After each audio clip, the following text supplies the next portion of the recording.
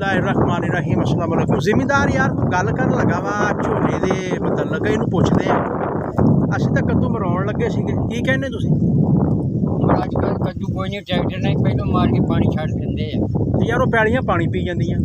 ਪਾਣੀ ਦਾ ਪੀਣਾ ਹੀ ਪੀਣਾ। ਅੱਛਾ ਦੂਸਰਾ ਬੰਦਾ ਵੇਖ ਲਓ ਕਿੰਨੀ ਮਿਹਨਤ ਕਰ ਰਿਹਾ ਵਾ, ਜਿਹੜਾ ਕੋਈ ਖਾਲੇ ਦੇ ਵਿੱਚੋਂ ਘਾਹ ਰੁੜ ਕੇ ਆਇਆ ਨਾ ਉਹਨੂੰ ਉਹ ਚੁੱਕ ਕੇ ਬਾਹਰ ਸਿੱਟੀ ਜਾਂਦਾ। ਤੇ ਦੇਖੋ ਜੀ ਮਿਹਨਤ ਦੇ ਸਿਰ ਤੇ ਸਰਦਾਰੀਆਂ ਵਾ। ਮਤਲਬ ਕੋਈ ਘਾਹ ਫੂਸ ਜਿਹੜੀ ਖਾਲੇ 'ਚ ਆਈ ਆ ਉਹਨੂੰ ਵੀ ਮਤਲਬ ਚੱਕੀ ਜਾਂਦਾ ਵਾ ਵੀ ਉਹ ਵਿੱਚ ਜੜ ਨਾ ਜਾਵੇ, ਕੰਮ ਖਰਾਬ ਨਾ ਹੋ ਜਾਵੇ। ਕਰਨੀ ਚਾਹੀਦੀ ਹੈ ਮਿਹਨਤ।